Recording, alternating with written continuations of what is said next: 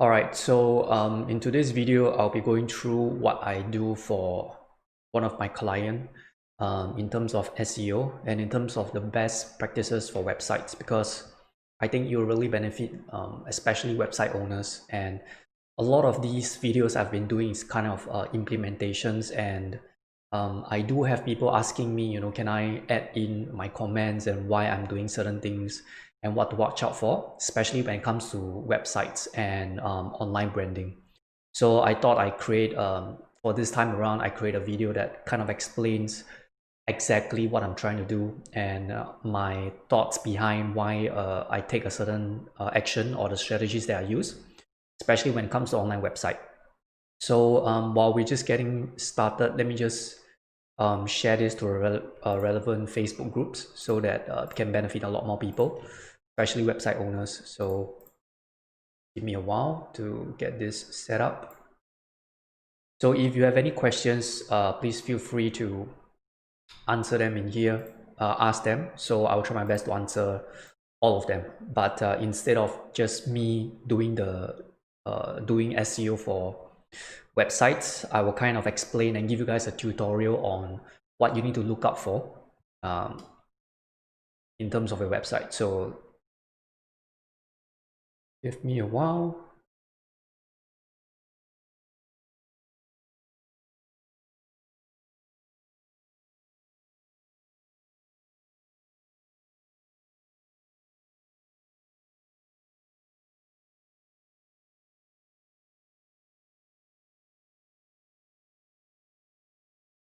Okay, let me see how do I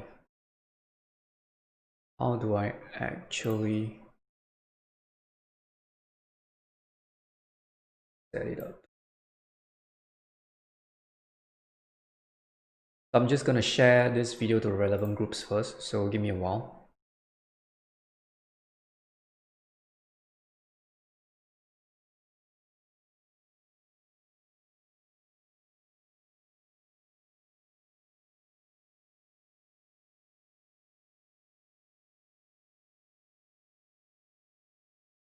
Oh, okay, I think I got it.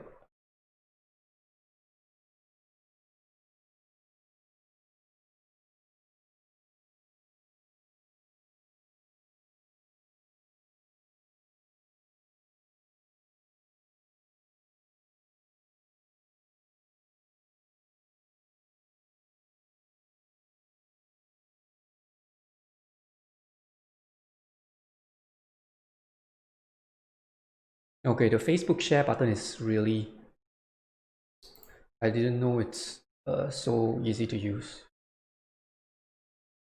Okay, so yep, I think that's all. Let me just check if this is live in the groups.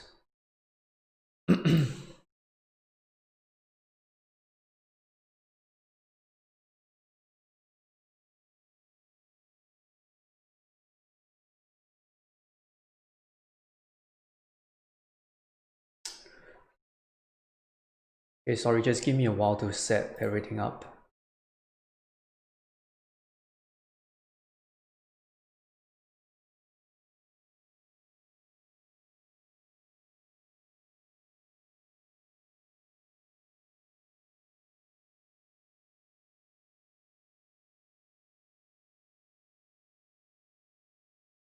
Okay, so I think I've got everything set up. So again, if you have any questions, just feel free to let me know with regards to your website and stuff like that. So basically in this video, I'll be walking through how SEO is being done, the best practices when it comes to building a website, because a lot of times when I do audits for business owners, or when I look at websites as a whole.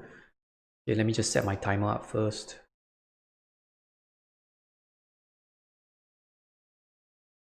So this is just a timer I set for myself when I'm working. Yeah, so when you are building a website, or when you have a website that's live on your site, right? What you want to do is, a lot of times people create websites, but they only make it so much so that the visitors, that means live actual human beings, can understand the website and use the website properly, right? So which is good, because that's ultimately what a website want to do. It's you want to communicate what value you bring to a certain traffic, your certain target audience, right? But a lot of times they forget, and a lot of people don't know actually, that your website not only need to make sense to people that is visiting your site, but you need to make sense to search engines as well. Search engines like, for example, Google, for example, Bing, or even YouTube, for example. Because if you do not make search engines understand your website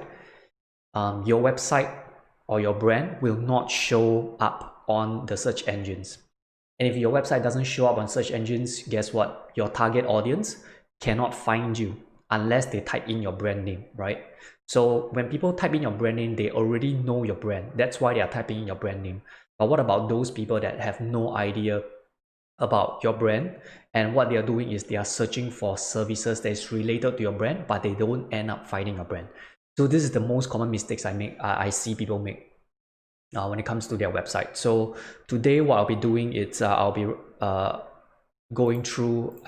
doing a audit for one of a client, and I thought, hey, why not just make a video to kind of walk through the things that you need to watch out for your own particular website. So seems like there's a lot of stuff to set up.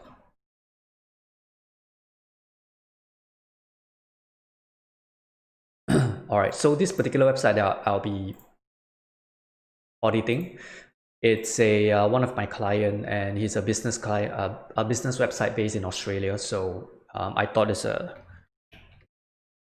good opportunity for me to kind of show you what you need to take note on.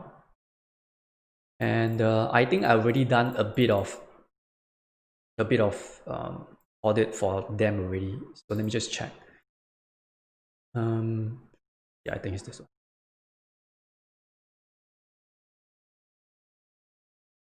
Okay, the reason why it looks like this is because I've got dark mode turned on, and I think this is screwing up the side a bit. Let me just turn this off.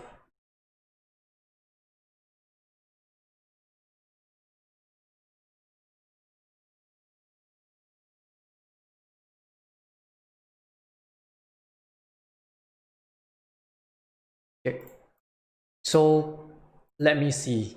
So the website that I'll be looking at, kind of using it as a tutorial for you guys, it's this website over here. So this is a very typical business website where they are offering, local services, and in this case, they are located in Australia.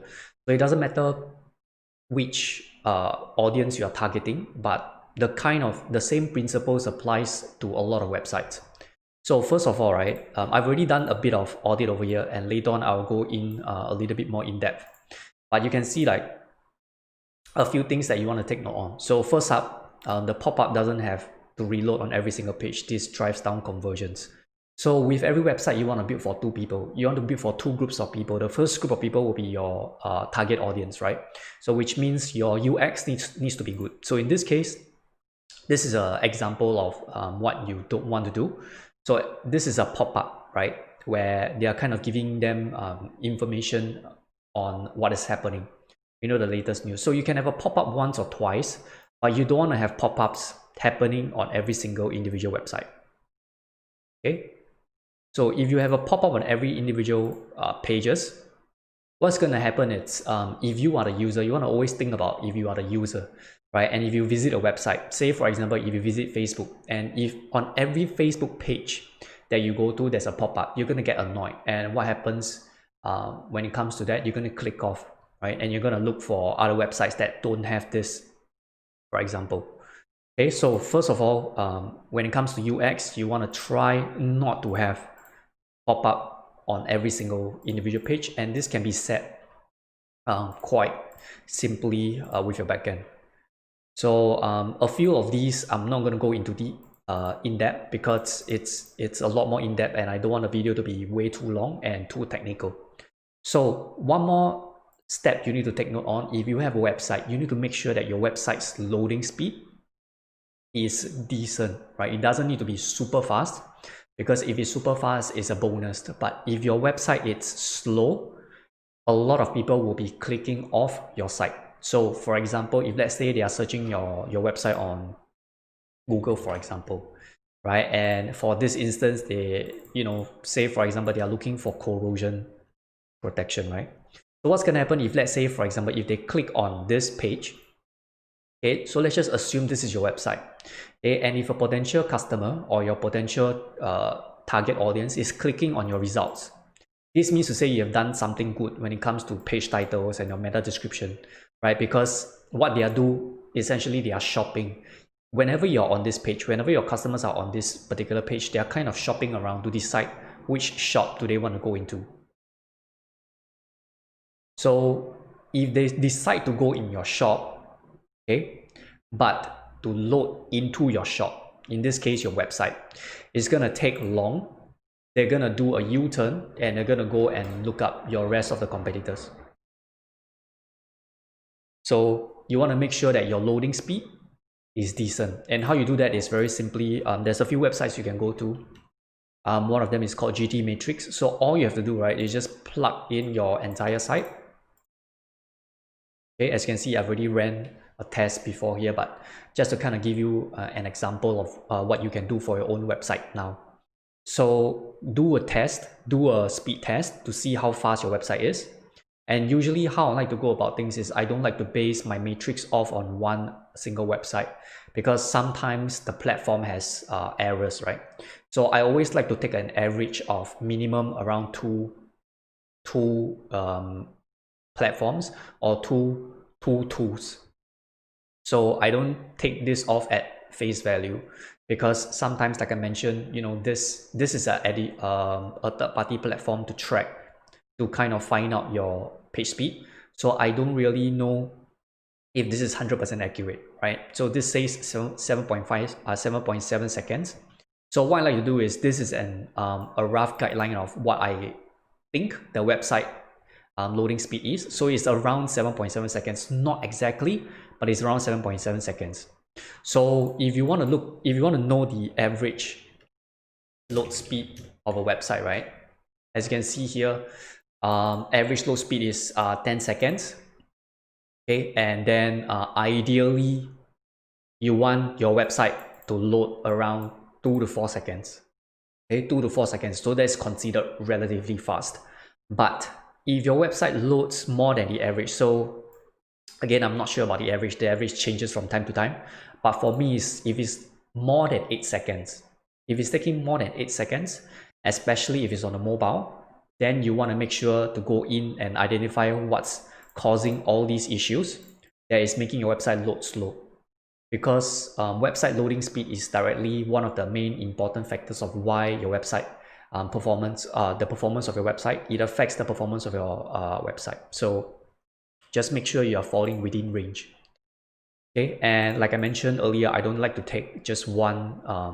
I don't like to take one tool, because usually these tools, they are not 100% accurate. So what I like to do is I like to take a few. I don't do a lot of tests, but minimum two tests to kind of gauge the average of what matrix I'm looking at. So for example, in this case, if I'm looking for the page loading speed, this says 7.7 seconds. I can use another tool like what's it called?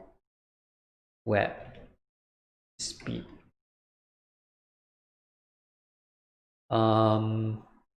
So there is Google Page Speed Insight. You can use this, but I like to use this. This is called web page test. And then you kind of do the same thing here. So you just want to run your website through here, do the same thing. And then in your test location, right, what you can do is, if let's say your website is, you are based in Singapore, for example, or you're based in Australia, or you're based in Indonesia, or you're based in US, you want to kind of set the test location to where your location is. So this makes it slightly more accurate. And then once you set it up, and then you can do a start test. And this will kind of show you the average speed.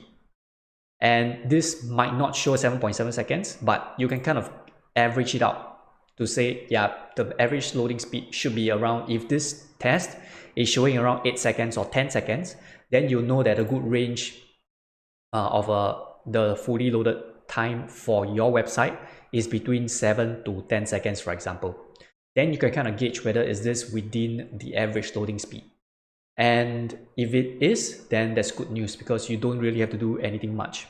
But what you're trying to look for is if your page speed loading time is way above the average loading speed.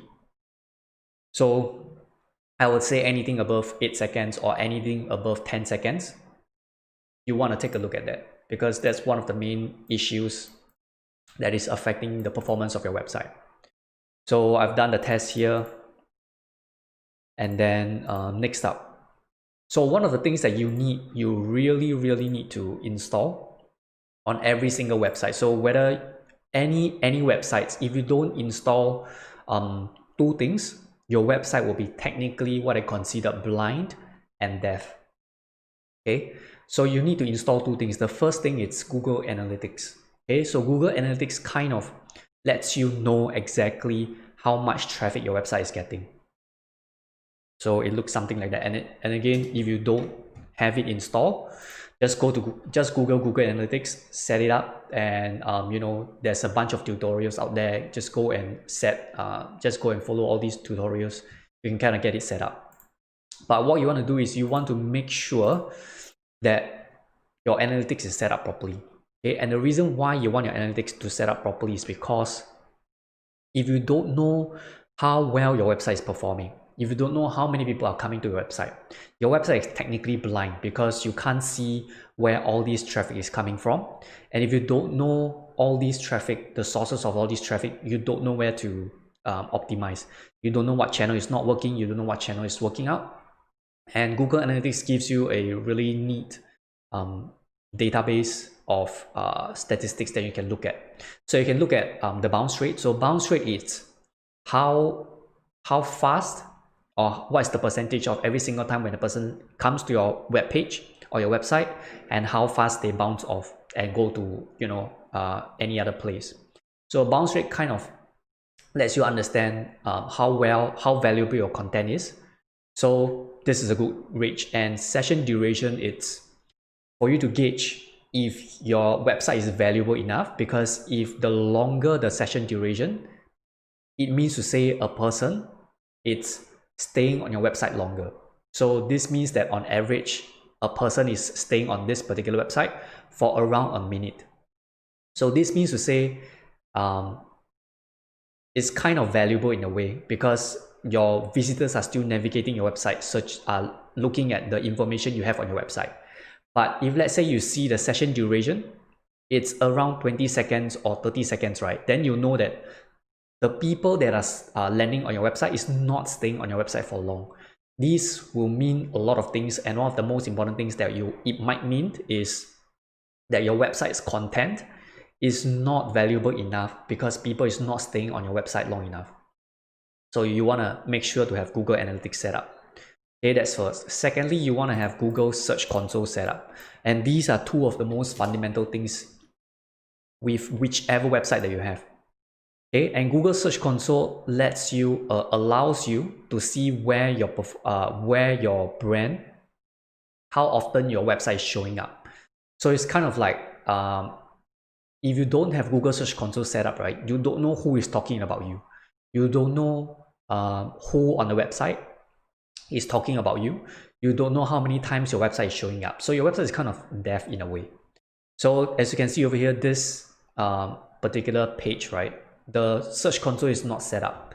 So that's why even though this website has been around for years, you can see like there is no performance, there's no data being tracked. Whereas, let me just give you another example over here. You can see some pretty cool statistics over here. You can see impressions, meaning to say how many times your website is showing up on the internet. You can see how many clicks your website is getting.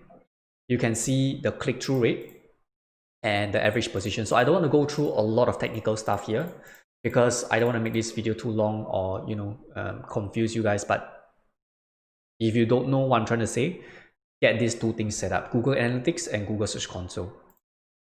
So that is this. And then internal linking. So I'm going to skip a lot of these technical stuff because I don't want the video to take too long. So with that being said, I think the rest of the stuff are a little bit too technical. So I'm just going to go ahead and do start off with the audit.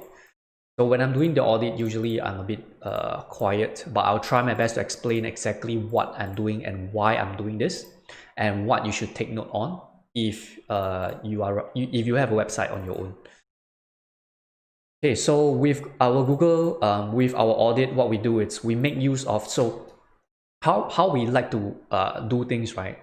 Is we want to make use of as much data as much as possible, because it's kind of like if you have a lot more information to work with, the decision or the strategy that you will use will make a lot more sense, will be a lot more accurate. It will not be 100% accurate because you don't know exactly what will work and what will not work, because with Google's algorithm, you know, there's a ton of algorithm, and even people within Google don't know how their algorithm works, right?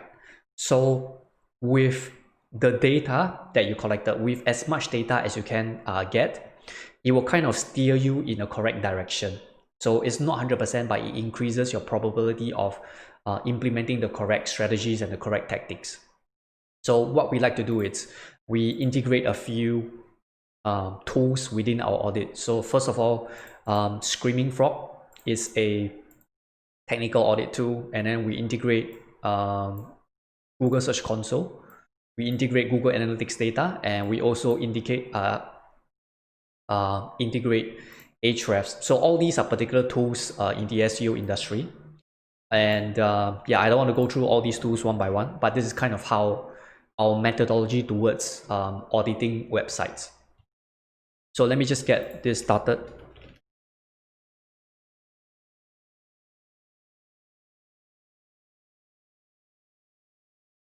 So what we do is, if you have no idea how to do audits like this is a free tool that you can use, Screaming Frog. It allows you to connect or crawl up to 500 pages. So if you have a small website, you can use this tool for free. Just Google Screaming Frog. So before I do that, like I mentioned, we wanna configure all these API, and I'm gonna just do it off screen.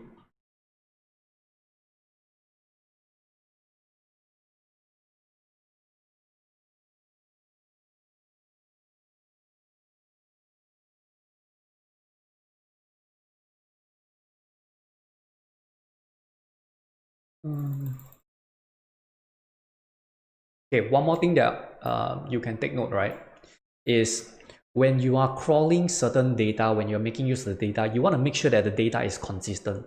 So if, let's say, for example, if the data that you're inputting or you're filtering, if it's, say, for example, if you want to crawl, or if you want 1 year of data to work with, you need to make sure that the date range that you're selecting for all the platforms are consistent, because you don't want to select, say, for example, if right now I'm selecting this range and I want to crawl, say, for example, since the start of 2019 August to say August of 2020 31st, and then from 31st August 2019, right? So this is the date range that I'll be getting the data from.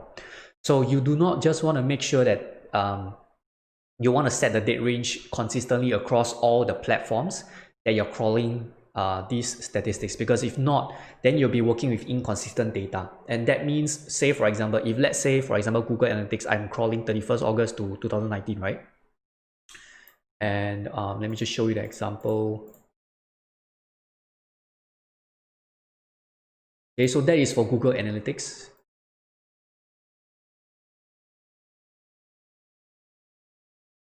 So I'm going to connect Google Search Console now.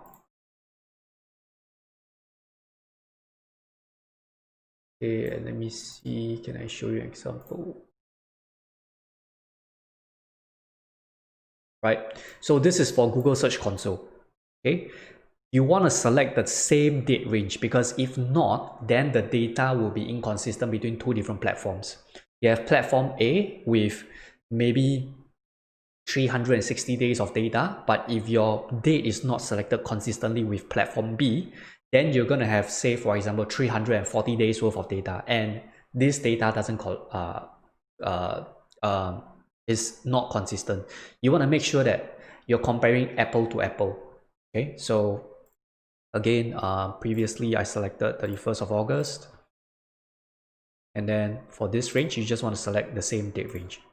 So that is Google Analytics and Google Search Console setup. So I have Ahrefs, and this is a paid tool.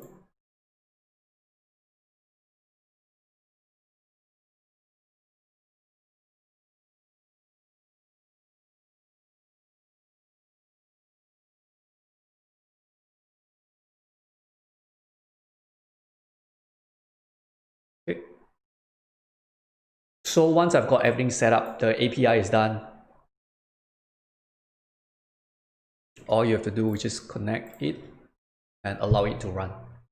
So the API should be 100%. If it's not, then we need to figure out what went wrong.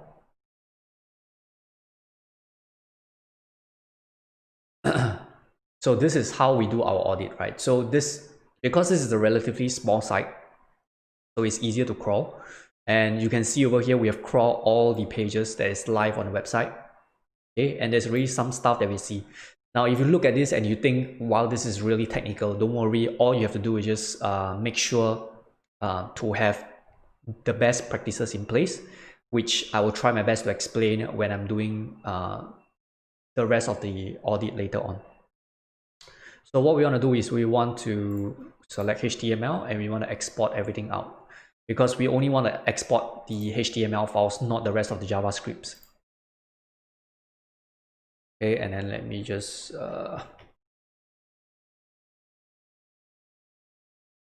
save this. And then this is done, right? So you can kind of exit this, and then you want to open it up.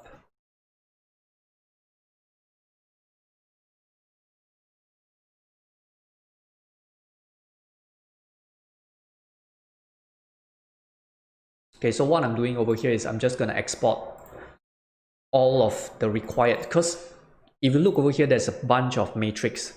There's a bunch of data over here.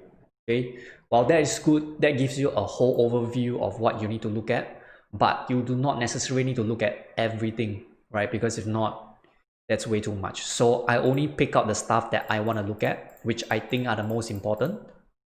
And this is based off a template that I've gotten, which is a really good template. So URL.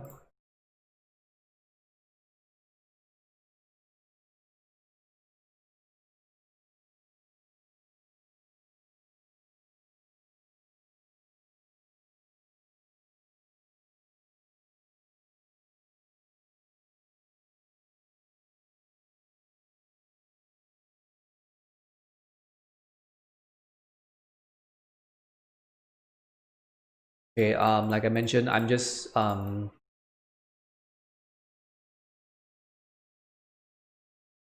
taking those data that I need, and the rest, which I don't need, I'm gonna delete them away.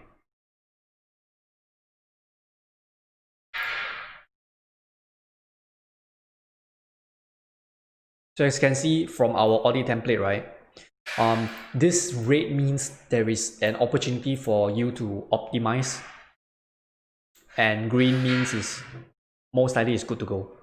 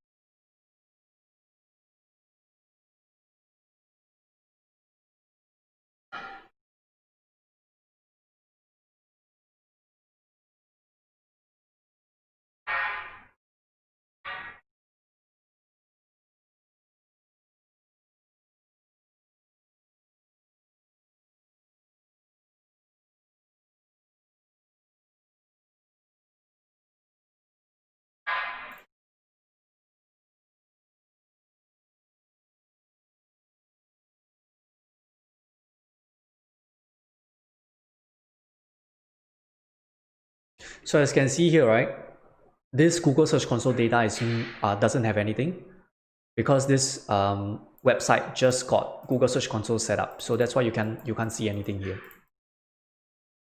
So we're going to skip this portion and then we're going to go straight to Google Analytics.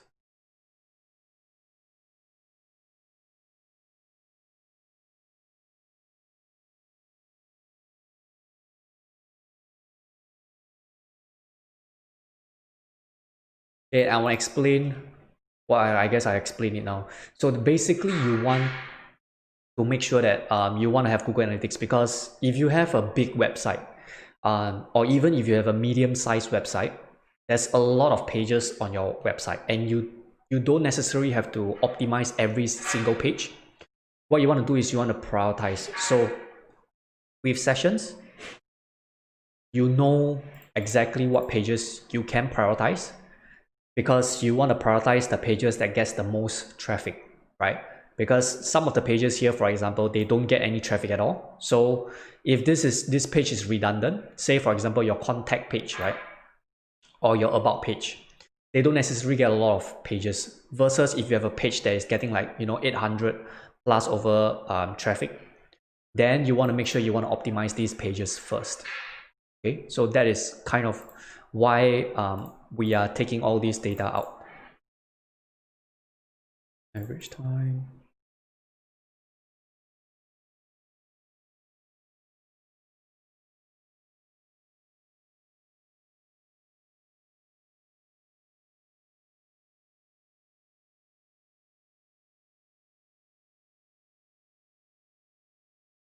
So this gives you a really detailed level of, on a page level basis, how well every individual page is doing. So they don't have goal conversion set up, as you can see over here. So just gonna leave all of this.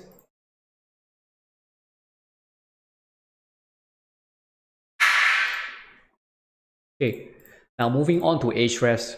Now the reason why we integrated this matrix in here is because we kind of want to see on a page level, does the page has any sort of links targeting that page?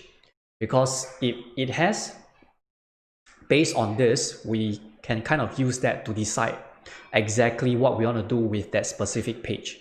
So let me give you an example. If a specific page doesn't have any backlinks, right, what we can do is, if that page is redundant, we can go ahead and either delete the page or do trio redirect the page and things like that. But if let's say the page has links, then we want to make sure we don't want to delete this page, because this page has some sort of power to it. So using this matrix can kind of help us decide on a page level what changes we need to make more accurately, if that makes sense to you. So referring domains.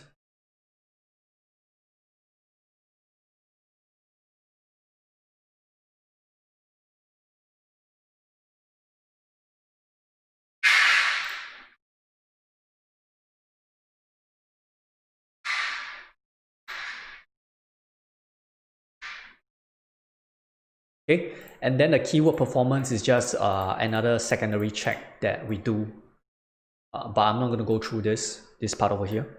So just the rest of the stuff. So once this audit is done, okay, so once we've imported every single thing, now we can look at what's really going on with the website. So first of all, straight up, you can see based off on some of the things, you can really see some errors over here. So this part, I think I'm going to just give you guys a quick checklist on what you should do and what you should not do when you own your own website, and how to make sure that customers or Google understand your website better. So first of all, you can see over here the page title. So what is the page title, right? So the page title is, for example, if you go to Google and you type in something like corrosion protection, right? Okay, this is the page title. Okay, the page title is all these you see over here.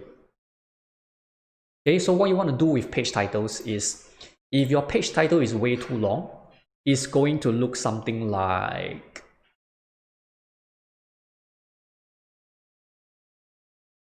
this. Okay, if your page title is way too long, it's going to look truncated, which means it's going to look something like this. So you want to make sure that your page title is between 30 to 60 characters, because that is the best practice. And if it's between 30 to 60 characters, it's going to look really nice and clean like this. And the reason why you want to do that is because, remember, when a visitor is on the search engine results page, what they'll do is they are essentially, think of it like you're entering a shopping mall, right? And there's a lot of shops for you to go into. So you're kind of deciding which shop do you want to visit. So this is where they are shopping.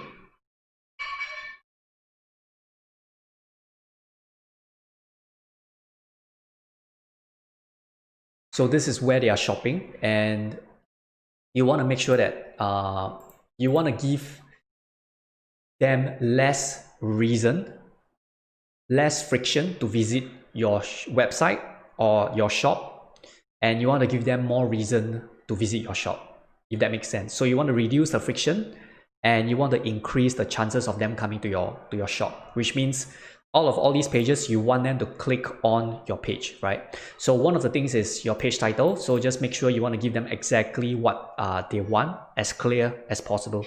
So this is truncated, which means they kind of have to guess, you know, what this really is, as compared to if this is something like this, right? It's very clear cut. Okay, so that is with page titles. You want to make sure that it's between 30 to 60 characters. Okay. And then secondly, meta description. So meta description is what you see over here. Okay. And again, the same concept applies. Now there's a lot more in depth. I'm just giving you kind of like the level 1 understanding, so that it's more applicable to a lot more people. So meta description, it's kind of like a snippet of what your shop contains, right? So think of it like the signboards, or the stuff that you put on your shop's windows, for example, or the signboard that you see, you know, when you walk past cafes or you walk past restaurants and you see them, you see their menu and things like that before you decide to go in. So this is kind of like your menu or your displays outside your shop, if you will. So you want to give them, again, less friction and more reason for them to click on your page. So with meta description, you also want to avoid it being truncated. So for example, something like this is truncated, right? And then this is not truncated. You can see over here, this is really nicely laid out. And with meta description, you want to make sure that your meta description length is not more than 155 characters. Okay, so in this case, all these that are marked with reds are the ones that are more than 155 characters. So, and then we go down a little bit deeper. So this case is your H1, the header 1 length. So I'm not going to touch on this because I think majority of websites struggle with the page title and meta description. And I'm kind of giving you in terms of what you want to optimize first, based off the kind of impact that you can get from optimizing these factors. So these two factors I've just given you, the page title and meta description, is two of the most important factors when it comes to Google understanding your website. So I don't want to go in more deeper. Yeah. So word count. So word count is another common thing that I see that a lot of websites suffers from. So I'm going to just do a little bit of formatting here.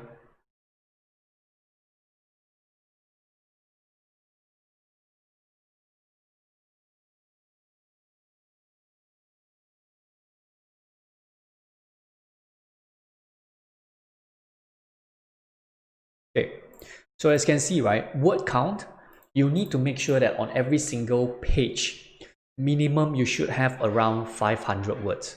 And the reason why is because if your website is not more than 500 words, so 500 is kind of like the web average word count you should have on your page based off on all the websites on the internet, right? So 500 is the rough average. So if you have less than 500 words on your page, what's going to happen is Google will think of this as a thin content. Okay. So thin content can be classified as content with little or no added value. Okay, and these are pages with duplicate, and then I'm not going to read all this because you can read all these yourself. But basically, with every individual page that you have on your website, a lot of website owners don't have enough content on pages that they want it to be live. Again, I don't want to go into too much technical stuff, but just make sure the rough guideline you should have is make sure every single page you have is 500 words and above. So in this case, you can see there's a lot of pages here that is less than 500 words. So just based off on all these, right, you can see that there's a lot of things that this website can work on. Okay, and this is just level 1, and I'm not gonna do too long of a video because I think it's gonna be very confusing for a lot of people, unless that's what you want me to dive into. But basically, just based off on this alone, you can see with your individual websites, you're gonna find a lot of problems like this. So I think I'm gonna just call it a day and continue with the audit over here. But just make sure your page titles are good, your meta description is good, your word count is good. Just based on these 3 factors, you will find that your website has a lot of things to improve on already. So that's all for the video. I hope that helps you out in any way. If you have any questions, just let me know on whichever platform, and I'll try my best to answer them. So with that being said, that's all. Stay safe.